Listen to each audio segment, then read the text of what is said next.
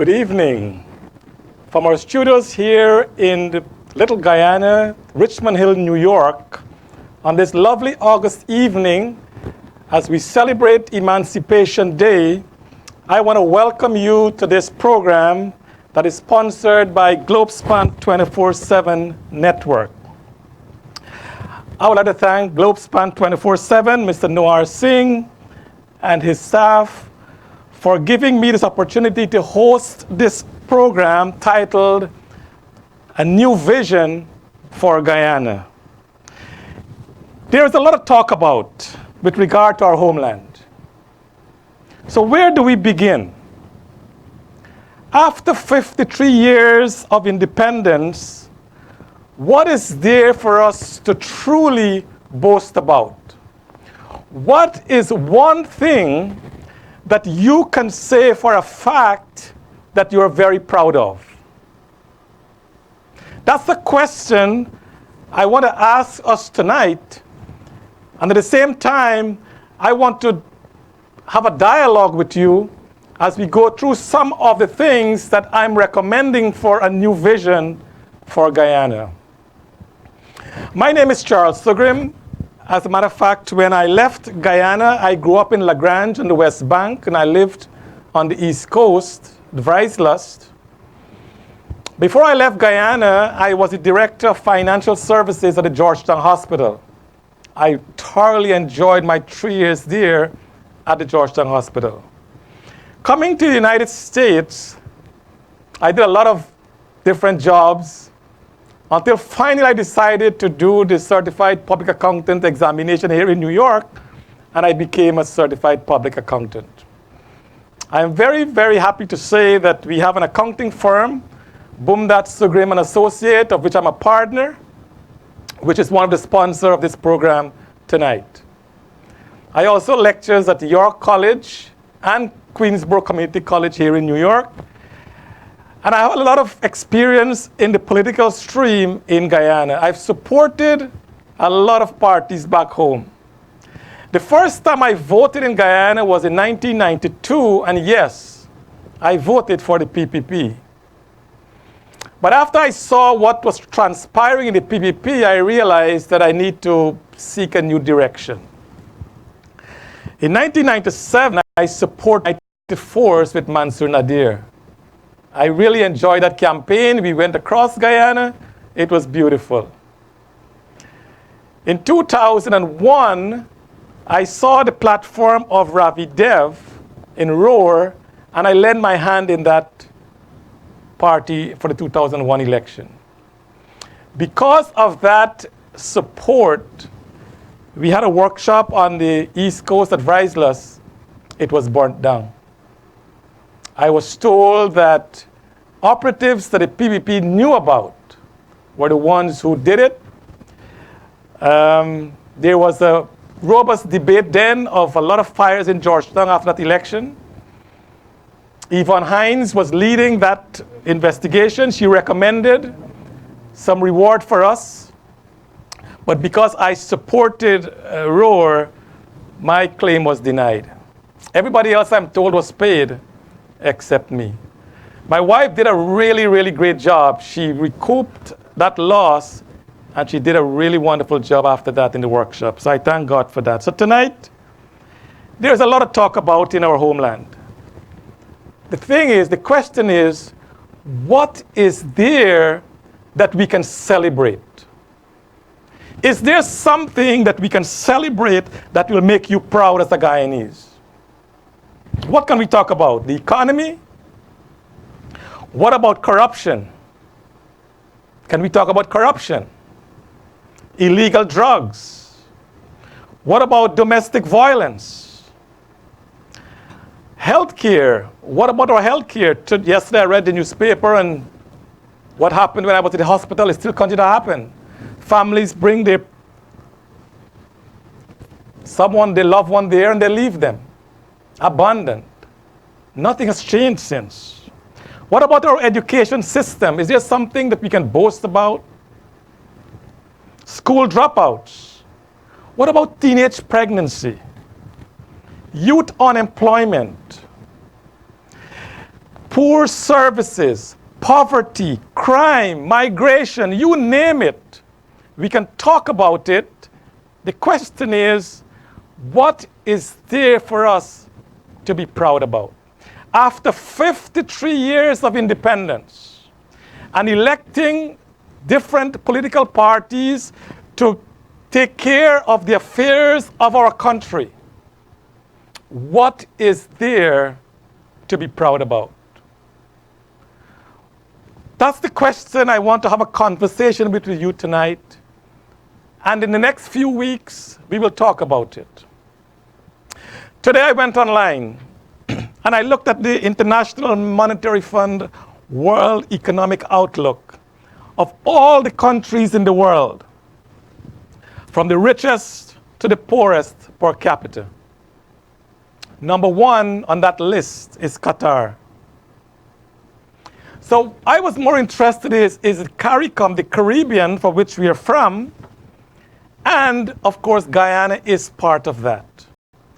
What I found was very alarming. This is what it says. The first country to make that list as the richest nation in the world, starting from 1 to 191, was the Bahamas. The Bahamas came in at number 45. After the Bahamas, in CARICOM was Trinidad and Tobago. They came in at 49. Next of CARICOM was St. Kitts and Nevis. They came in at number 53. Then Antigua and Barbuda. They came in at 56. And I said, where is my Guyana? Follow Antigua and Barbuda on the list is Barbados. They have dropped down the list. They are now number 77 of the richest nation in the world per capita.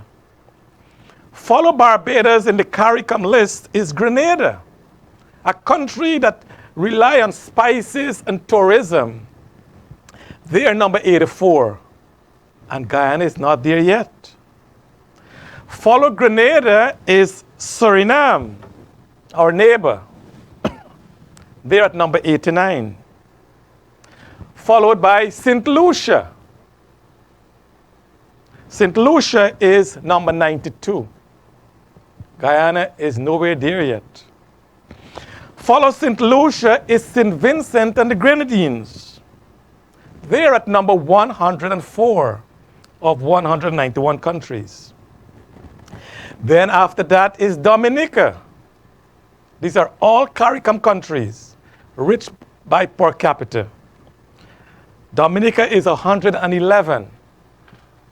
Then we go to Jamaica. Jamaica is at 116.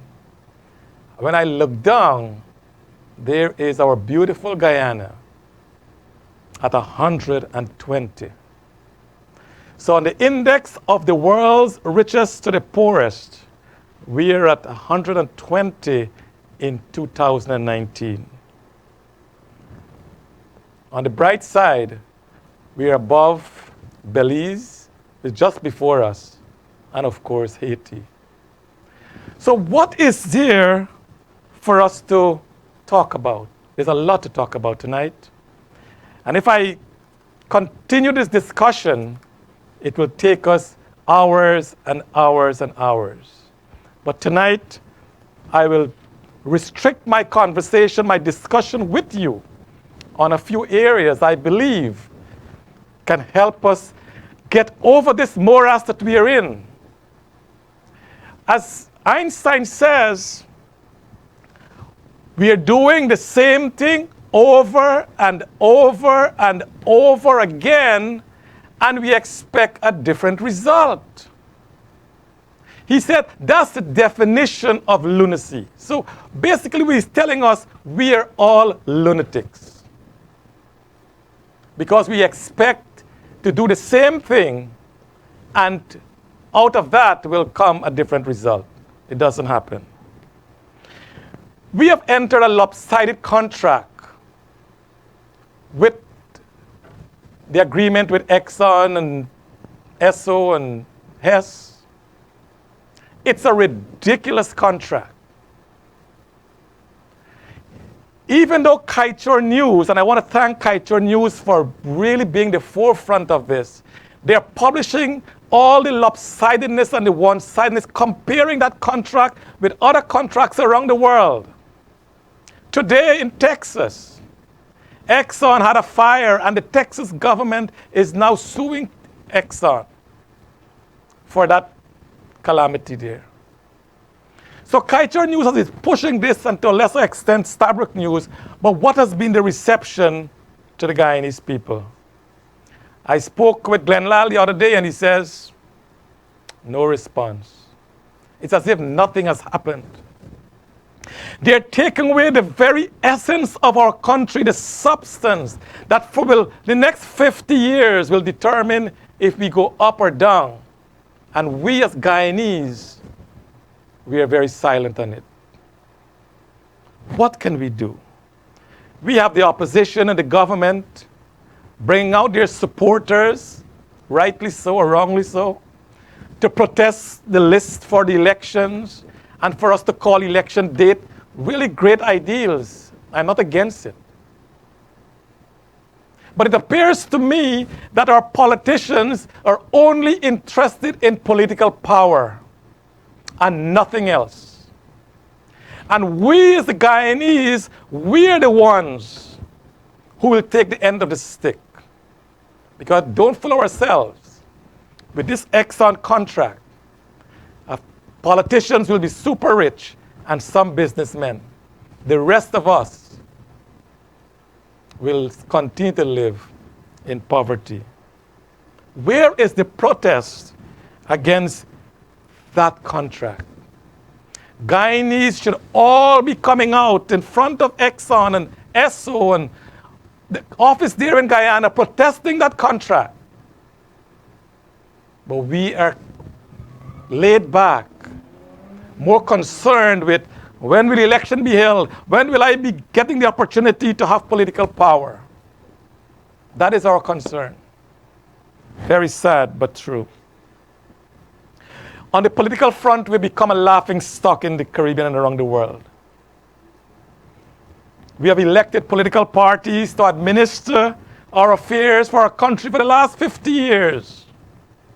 And sadly, they're all found wanting. What concerns me most is that our politicians are not visionaries. For those of you who watched the program last night with Stacy, she did a marvelous job here on Globespan 24x7. It was a really excellent program. If you have not yet seen it, go on YouTube or Facebook and watch it. The three personnel who supported her did an outstanding job. Minister Greenwich, Minister Anthony, and Mr. Jonas. They did an exceptional job. I think Mr. Jonas actually raised some issue that I want to talk about tonight. He raised it but did not go into details in it. And tonight, I want to have that conversation with you. You know, the thing is this. For the next few programs, I want to set out a new frontier, a new vision, a new direction, so to speak, for your consideration. I want you to look at it. Call in the program if you can. Send us messages on YouTube or WhatsApp, and let us have a conversation. But we need to have a conversation. It's like the foundation of a house. Excuse me. If the foundation of the house is weak, that house will fall. If that is true for a building, what about a nation? If the foundation of our country is weak, the entire country collapses. And we are going through that. And we have gone through that for the last 53 years. Today, as we said, we are celebrating Emancipation Day, where ancestors came from that far-off land, forced to come into a new part of the world, all over the new world. Today we are celebrating their life and the contribution they descendants made to Guyana, we should not underestimate. They've done a great job.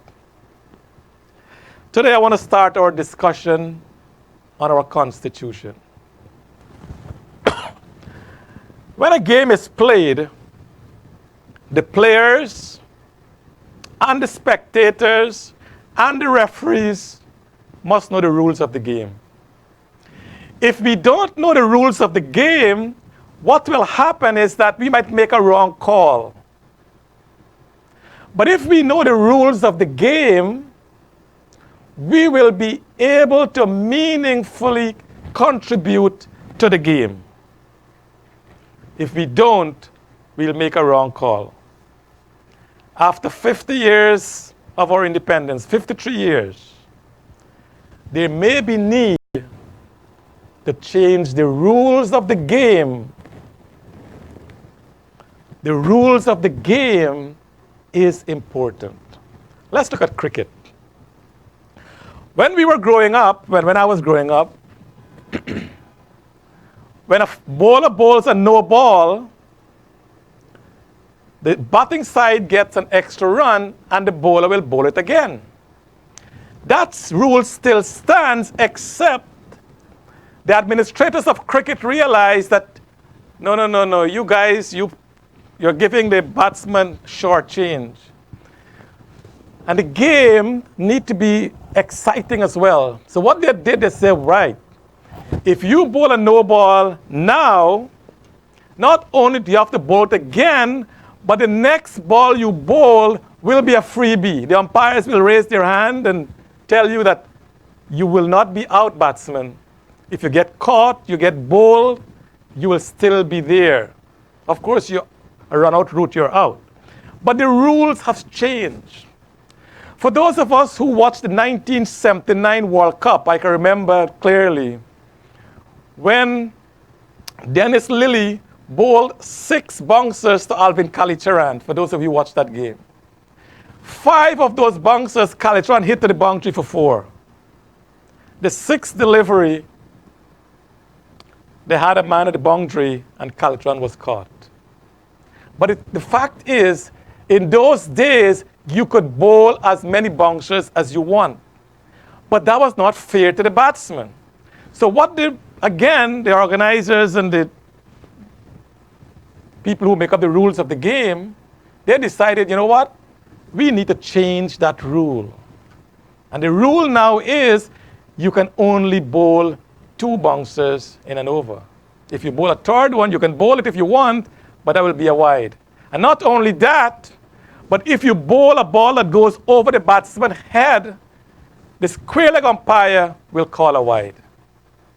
It makes the game more exciting, and it's fair for both sides. And as the game goes on, the rules are changed to make it so much better.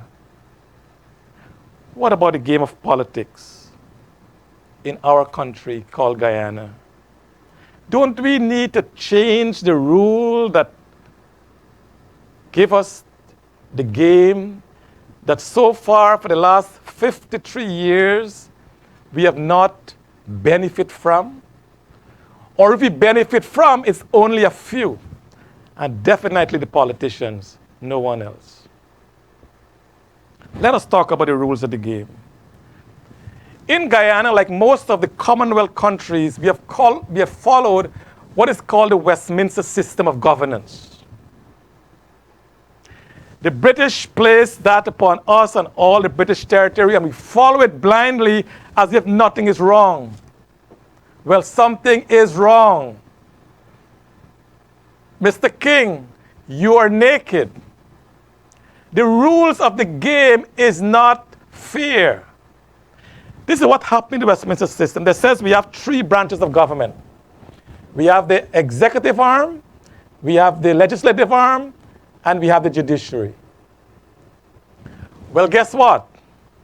For you to be in the executive arm of the government, first, you have to control the legislative arm. What that tells us? That before we can form a government, that government must control the second arm, Parliament. then someone say, oh, hold on, hold on, hold on. But in Parliament, there is great debate. Of course there is. There is standing ovation. There is great oration. I mean, we have great speakers. But you know what? It means very little. Because those speeches we give in Parliament means absolutely nothing if the government want to pass a bill. There might be some tweak to the bill. They might change here or there because, hey, maybe they will be in opposition sometime, so they will want the same treatment. There will be some tweaking of the bill. The fact is, the executive arm controls Parliament. So that's not two arms, that's one arm. The executive forms the legislative. The majority in Parliament in Guyana is a little different in the last 2015 elections, we know, but basically it's the same thing. The executive and the legislative is the same. So it's like this. In maths, very simple. If A equals B and B equals C, then we can deduct A equals C. That is exactly what we have as this three arm of government. Two is one and the same. That need to change. And I think Mr. Jonas mentioned it last night, but he did not go into details of how they will change it. Tonight, I will want to present to you some consideration for changing that. Then we have the third branch, the judiciary. Can you believe that the judiciary branch, which is 1/3 of the government, is controlled by less than 1/10 of 1% of the population? How many lawyers we have in Guyana? 500, 1,000? We have 750,000 people. Yet, 500, 1,000, 1,500, call a number, I don't know. But it's not much more than that, if any at all. And that small segment of the population controls that third arm. Is that fair? It's like you having one share in a company and you control the company. Would that be right? Would that be fair? Is that equitable? Why don't we have a discussion on that? Why do you have to be an attorney? Because the judges first have to be an attorney. The attorneys are attorneys. And to go in front of the court, you have to be an attorney. So it's kind of protecting that. It's like 100,000 times controlling the judiciary. Is that fair? We need to talk about it. And not only that, then the attorneys also want to go into Parliament. So now they're part of that Parliament as well. And they also want to be part of the executive. So that small group want to be in all three arms of government. I'm not against attorneys. Please don't think I'm against you attorneys. I'm just stating the facts that we need to change our laws. The rules of the game need to change for a better Guyana. And that is what we'll talk about today. Now, my fellow Guyanese, Guyana is richly endowed. We have some of the best brains out there. We have some of the best resources. As a matter of fact, I believe that the natural resource that Guyana possesses is, if you put all of CARICOM combined, we still have more resource than all of CARICOM. Yet, we are one of the poorest. What is wrong with us? Why have we allowed this to continue over and over and over again without talking about it? We need a country that will be productive and prosperous for all Guyana. The question is, how can we do that? How can we achieve that? It's the steep mountain to climb.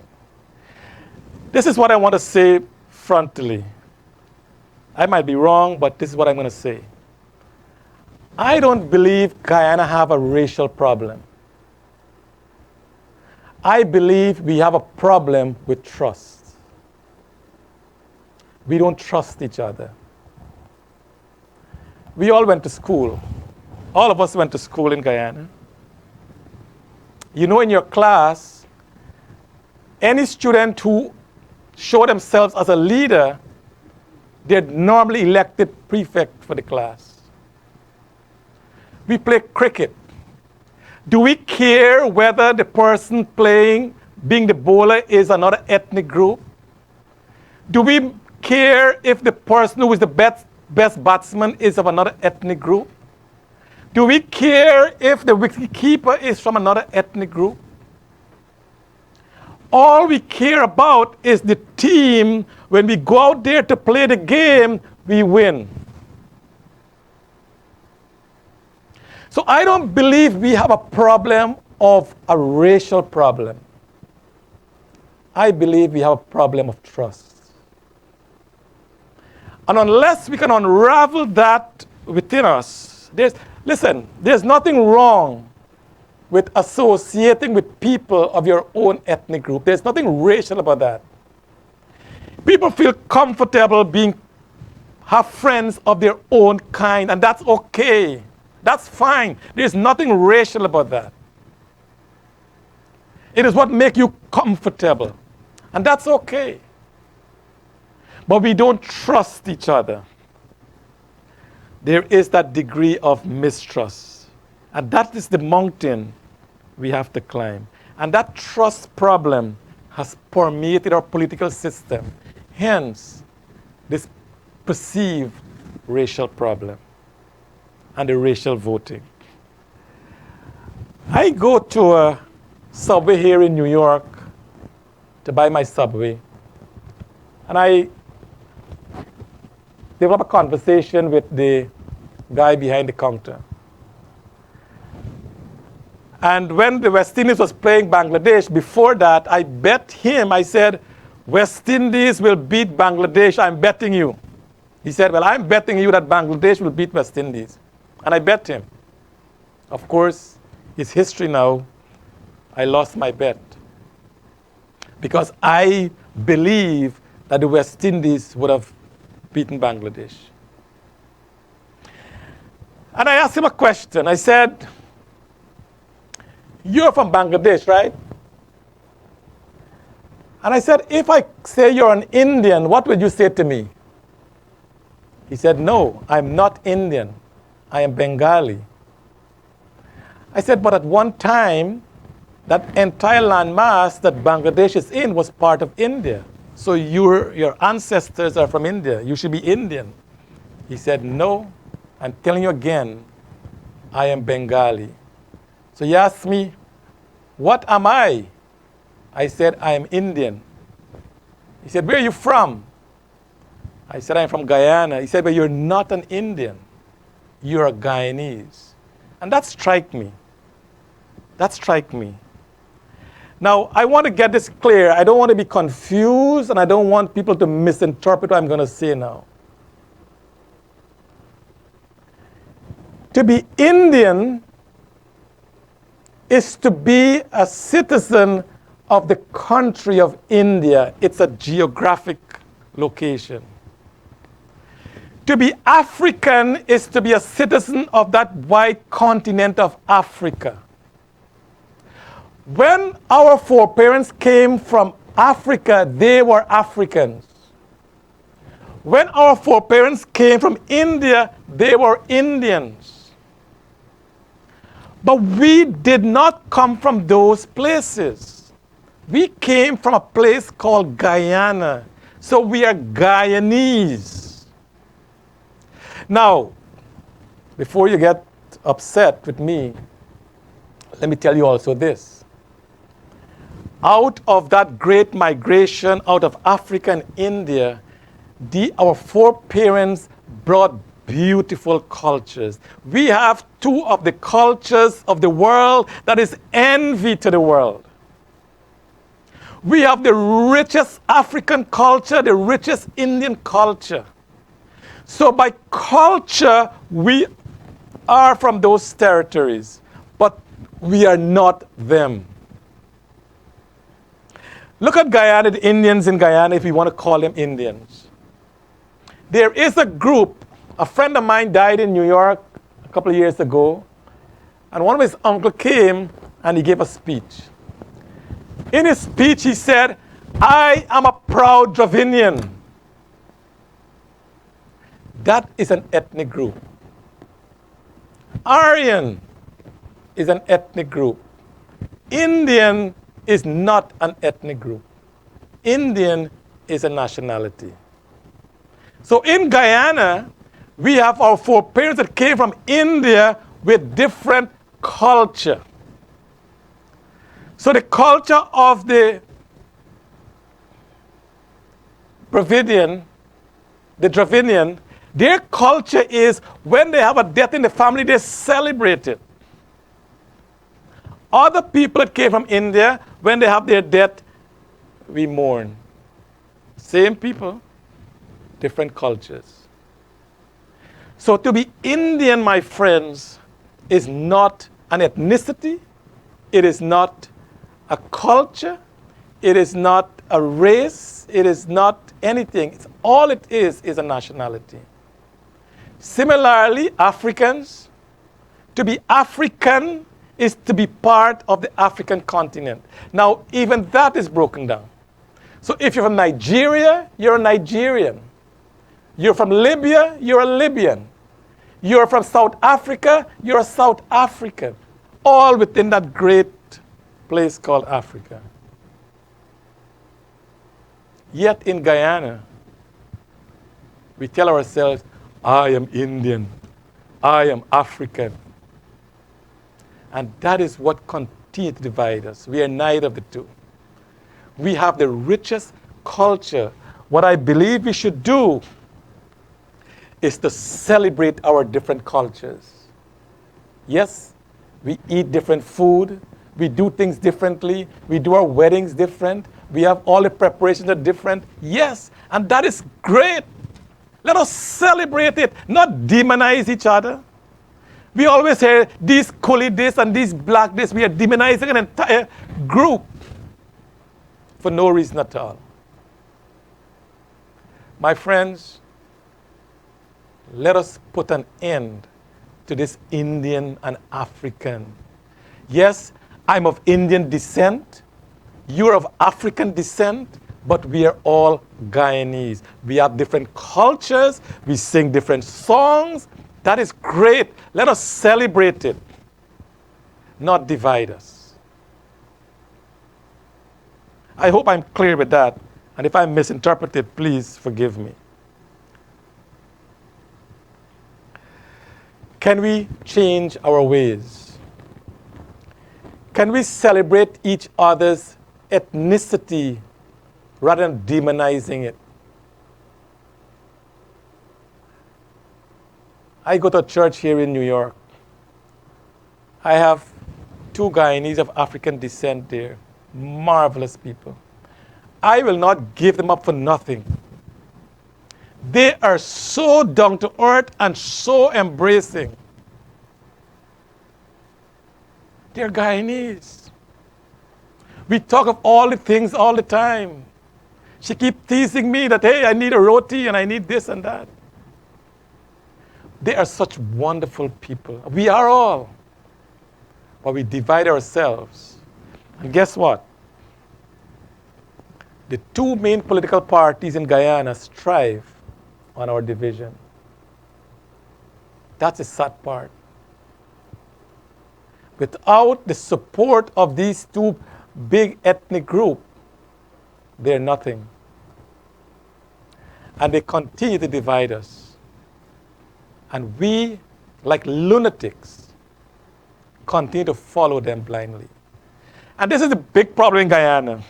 Article 177(2)(b) of the Constitution is the smoking gun. It says, where there are 2 or more presidential candidates, if more votes are cast in favor of the list in which a person is designated as presidential candidate more than in favor of any other list, that presidential candidate shall be deemed to be elected president. Let me repeat it. Article 177, 2B. Where there are two or more presidential candidates, if more votes are cast in favor of the list in which a person is designated as presidential candidate than in favor of any other list, that presidential candidate shall be deemed to be elected president. And that is what has cemented our racial voting. So, guess what? Let us change the rule. And we are likely to create a better environment in our country for our children and our grandchildren. The reality is that the two major ethnic groups find ourselves in perpetual war, tug of war. This is what is happening in the ground in Guyana.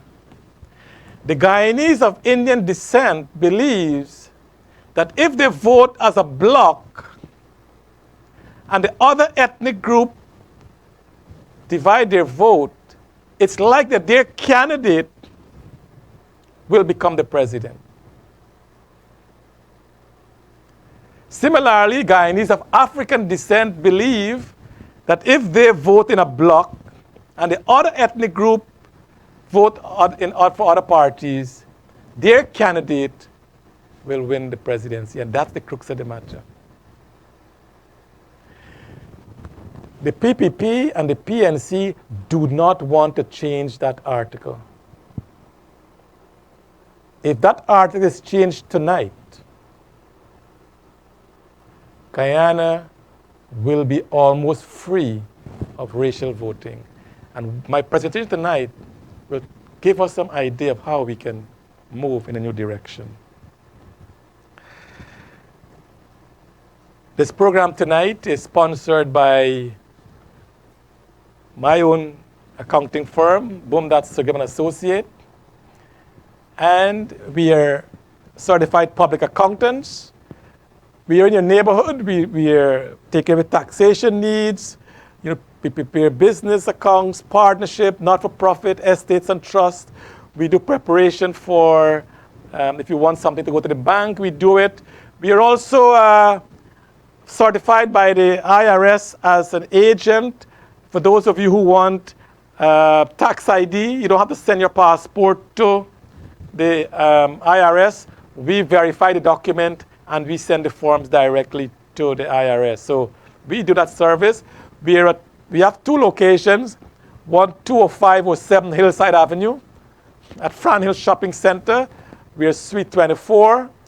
And we also have an office at 13501 Linden Boulevard in South Ozone Park. Call us, 929-460-5043. Email us at boom.sugrimcpa@gmail.com. Check us on our website. We are on Facebook. We are on Twitter. We are on Yelp. Please support our business so we can continue to support this program so we can broadcast it over and over again. And then we have a great friend of ours to the program, Supreme Carpet Store, Supreme Quality Carpet. Steve has been in this business for the last 20 years. He's at 17611 Jamaica Avenue. I want to thank all his customers and friends for supporting him over these 20 years. And I want to encourage you, right now they have a 20-year anniversary sale. Call Steve on 917-669-2593. They have the best quality carpet, the best price. They actually install the carpet in our office, and it's really, really super service. So please call Steve.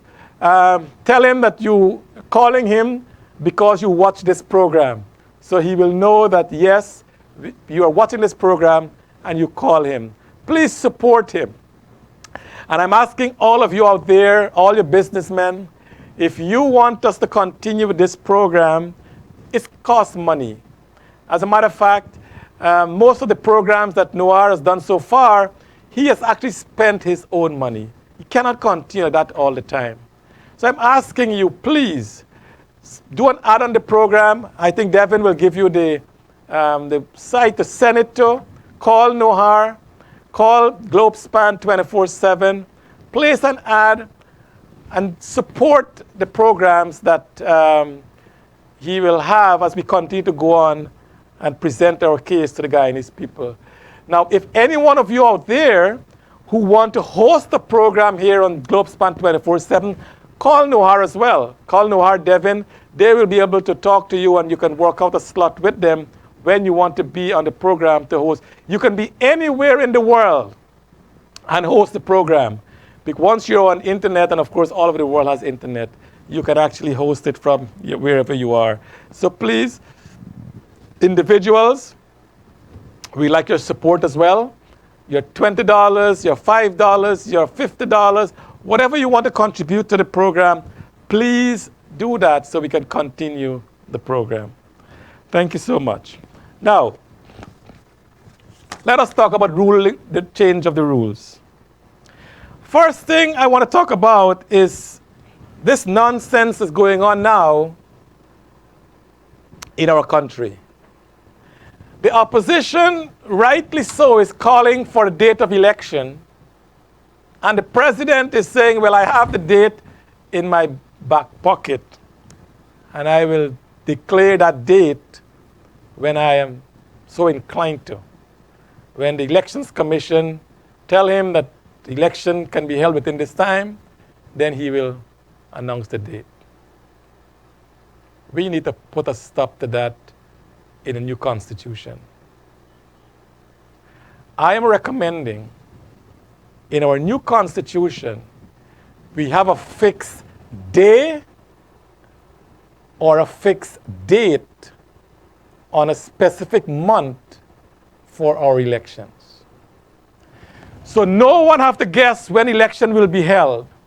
Election will be held in this month, on this day, or on this date after so many years.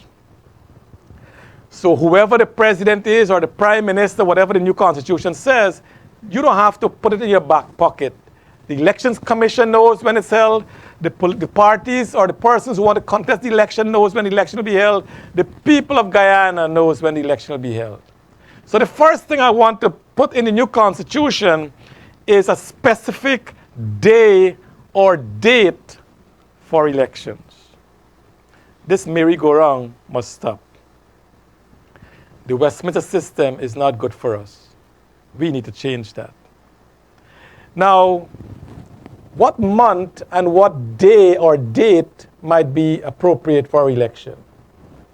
We know a couple things. One is that for election day staff, most of the employees are teachers. That we know. We also know that all of our schools are used for election day activities. That also is a fact. So bear with these two in mind. What might be a good month for election?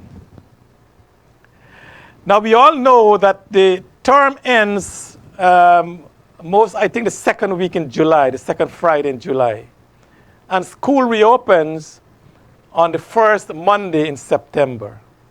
So sometime between July and September might be a good time for election. Now, because most teachers are used for election day staff, my recommendation will be, why don't we look at the month of August for election? So if school closed the second Friday in July, we have all July and August to train our teachers and other election day workers for that day. So August seems to be a good month for if you use those parameters. Then we also know that most, well, now if all Guyanese have visas to come to the United States, welcome to America. So a lot of parents bring their children overseas for the August holiday, the summer holidays, whatever you call it. But then they have to go back home to restart school on the first Monday in September.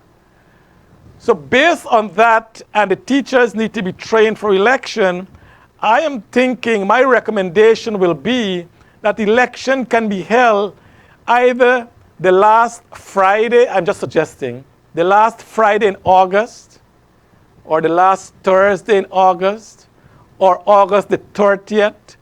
Whatever, I mean, that's the debate. We can work out a date so that the parents are back home so they can vote in the election, because school will reopen on Monday, first Monday in September.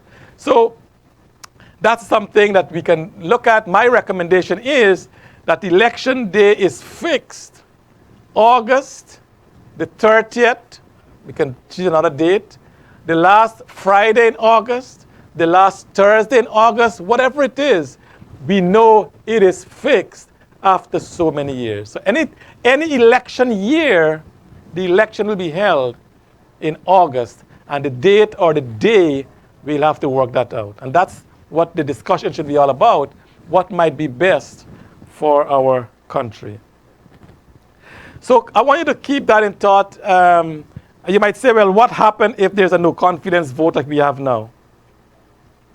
I want you to hold that thought, because I will come to that in the next broadcast, because there's only 1 hour we have in our broadcast, and it's almost getting there, so we don't want to keep you too long. But I want now to get to some election of office holders. The election of president. In the new constitution, I'm recommending that the president be non-executive. That means the president will not be in charge of the government. The president will be the head of state. He will accept ambassadors. He will invite head of state. He will do all these things as a head of state.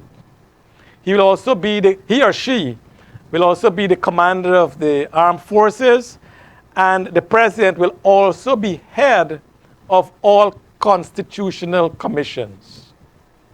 So those are the responsibilities.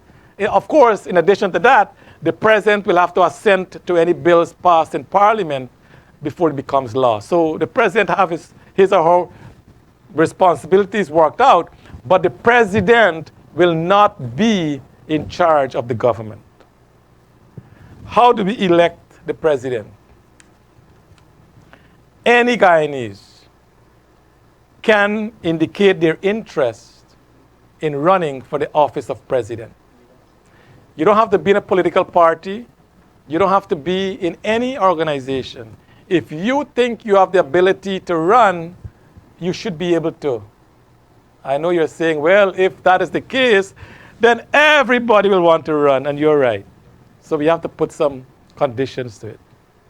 The only condition I will put to it is that if you want to run for president, you must have the signatures of at least 5% of the registered voters.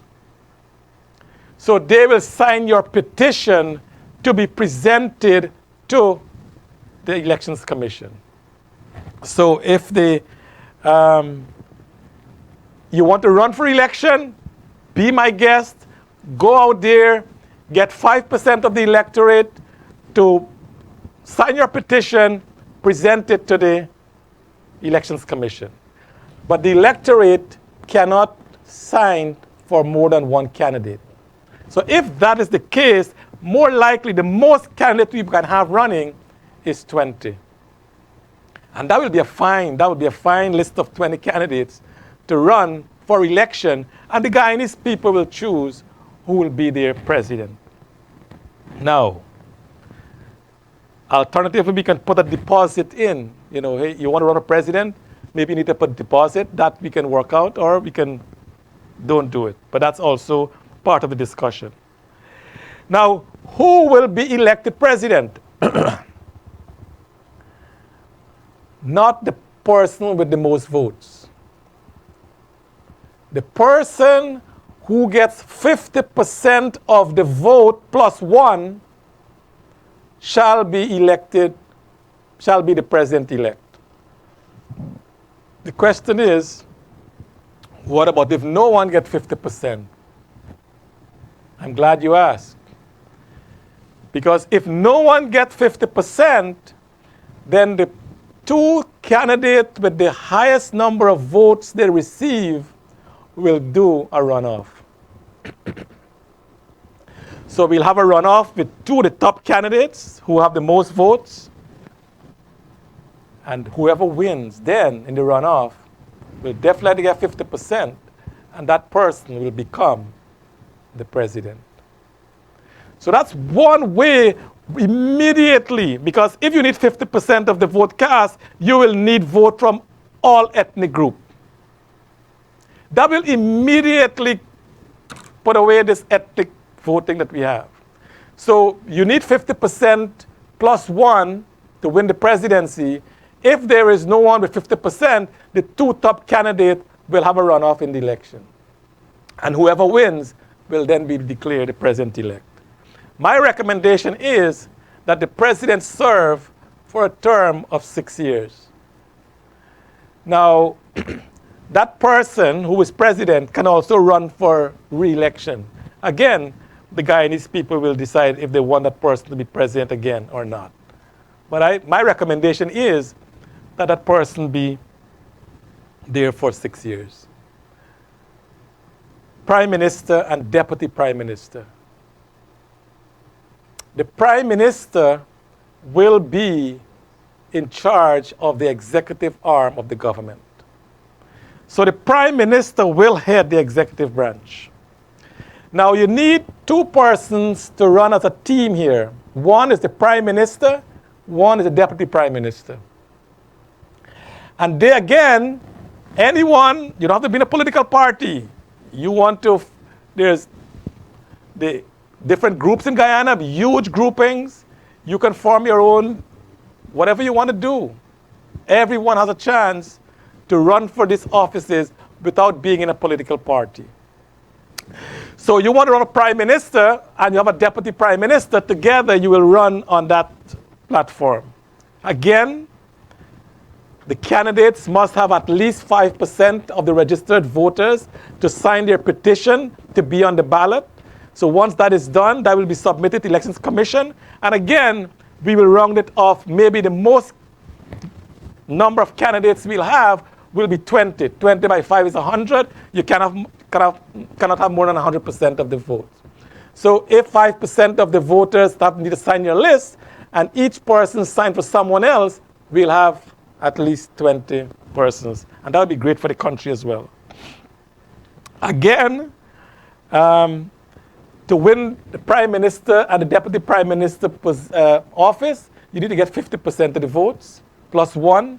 If you don't get 50% in the first round, then again, like the president, there's a runoff to the election, and the two candidates with the top vote, get the vote, who got the most votes, will go to the runoff, and the winner then will be declared the prime minister and deputy prime minister. My recommendation also is that the prime minister and deputy prime minister serve for a period of 5 years. So the president serves for 6 years, the prime minister serves for 5 years. So it means that every 30 years, then we'll have both the president and the prime minister and deputy running in that same year for election. Other than that, the election will be held in different years. So I think that's a recommendation also. And again, that will remove our ethnic voting that we have. Now, ministers of the government, I am of the firm opinion that no government should change any ministry's name. No government should add any new ministry, or no government can delete any ministry unless they get an approval of 2/3 of the parliament. So a prime minister goes into office and he or she wants to add a new ministry. Fair enough. Make your recommendation, present your recommendation to the Parliament. Parliament will do their nationwide campaign. They will have input from all over the country, and then they will vote on it. If 2/3 vote in favor of what the Prime Minister wants, then it will change. If not, it remains the same. A Prime Minister cannot add or subtract or change any name nilly-willy unless it's approved by Parliament. My recommendation is we have 10 ministers, 10 ministries in the government. And the recommendation is the Attorney General, of course, Minister of Finance, Minister of Foreign Affairs, Minister of Agriculture, Minister of Home Affairs, Minister of Education, Minister of Health, Minister of Economic Development, Minister of Public Works, and Ministry of Natural Resources. Now, within all these ministries, we can have other operational matters that affect the country in every areas. Youth and sports, labor, whatever it is, we can put that into within a ministry that is more appropriate. Like economic development, I think labor should go there, because without labor, there is no economic development. And we can discuss all the pros and cons about it. But I'm recommending that we have 10 ministries. Now, no minister shall be a member of Parliament. A minister must minister. And the minister must minister in his ministry, his or her ministry. Don't think about Parliament. Parliament, as Mr. Jonas said last night, should be independent of the executive branch. And that is that in my next talk, I will talk about Parliament. And so I want your feedback on this, if it makes sense for those recommendations. But I believe 10 ministries, 10 ministers, all on equal footing. No minister is senior than the other one. They're all the same footing. They're all ministers, same level. And they will have their support staff to help them run their ministry. So no minister shall be a member of Parliament. The Prime Minister shall nominate the 10 persons to be ministers to the National Assembly.